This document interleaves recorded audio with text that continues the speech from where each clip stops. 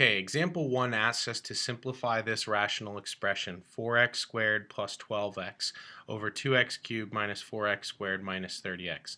This is a rational expression. Again, as we defined last week, a rational expression is written as a ratio, the comparison of two numbers by division. So it's essentially a fraction with the variables in the denominator. So this is a rational expression.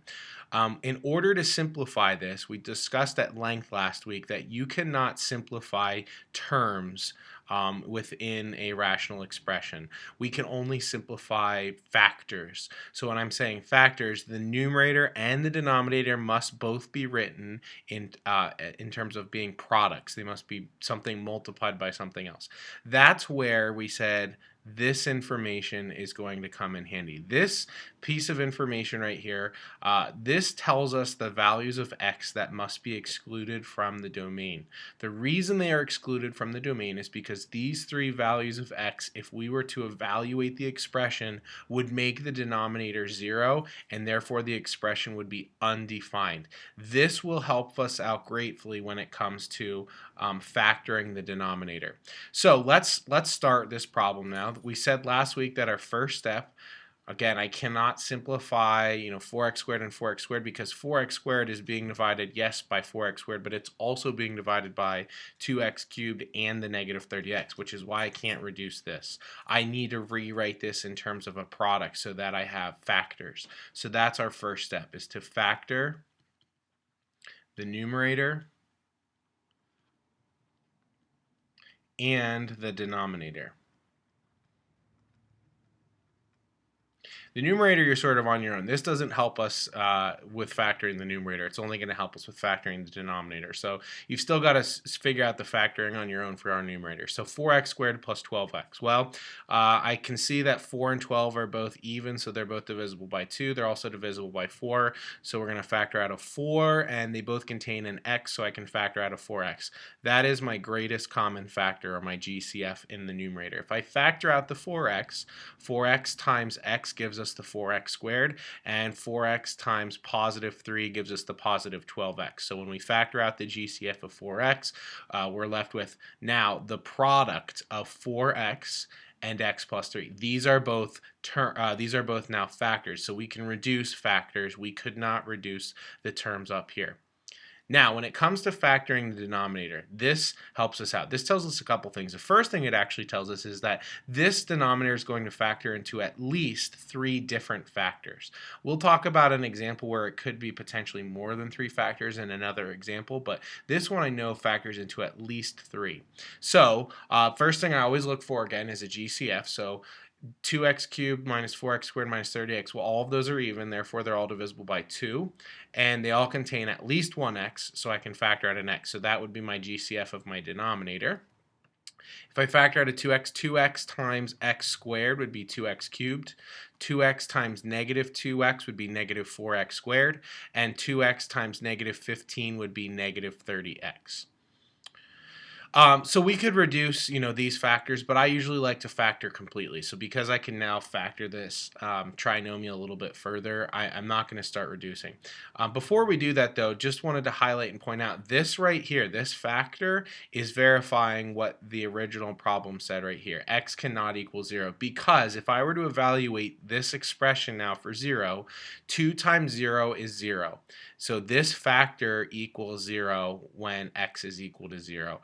If that's the case, if one of the factors is 0, the entire product is going to be 0. It doesn't matter what this simplifies to when we evaluate for 0. The entire expression, the entire denominator would be 0, and the expression would be undefined. So we're sort of verifying right there that x cannot equal 0. Now, when it comes to factoring this trinomial, we have our sort of traditional method, which is to say, okay, let's list the factors of c. So 1 and negative 15, negative 1, positive 15, 3 times negative 5, negative 3 times positive 5, and then figure out which of those factor pairs has a sum of negative 2. So we've got negative 14, 14, negative 2, and 2. So this is clearly the one that we're looking for. It has a sum of -2. But because you're given this, you're not going to need to do all this work anymore. Basically, because it's telling me x cannot equal -3, I know that in the denominator, one of the binomial factors must be x plus 3. Excuse me. X plus 3. The reason is because if I were to evaluate this for -3 now, this expression, this factor, is going to be 0. And again, just like over here when we evaluated for 0, this factor equaled 0, so the entire product of the denominator was equal to 0, and therefore is undefined. So I know that this has to be x plus 3, and I know that the other binomial factor, given this information right here, must be x minus 5 for the same exact reason. If I were to evaluate 5 minus 5 is 0. If this factor is 0, then the entire product is 0. So there are the three factors.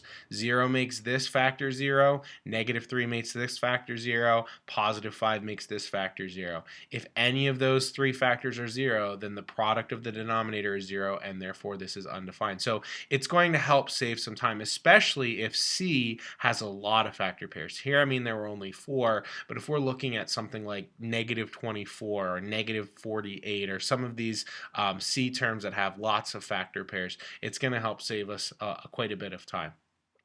So we are now done with step 1. We have written both the numerator and the denominator in factored form. So this is a product, this is a product. So we can do our second step now, which is reduce or simplify. Reduce or simplify common factors.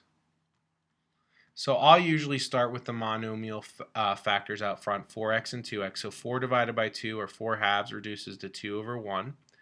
X divided by x, anything divided by itself, is 1 over 1. Then I'll move on to the binomial factors. So they have to be exactly the same. So we have x plus 3 and x plus 3. So when you divide anything by itself, it's going to equal 1. And the x minus 5 here doesn't reduce, so we still have the x minus 5 in the denominator. So looking at the numerator, we have 2 times 1 times 1, so the product is 2 over, in the denominator, we have 1 times 1 times 1, well that's nice because it's just 1, times x minus 5, so the denominator reduces or simplifies to just x minus 5. So there you have it. There is your simplified rational expression, 2 over x minus 5.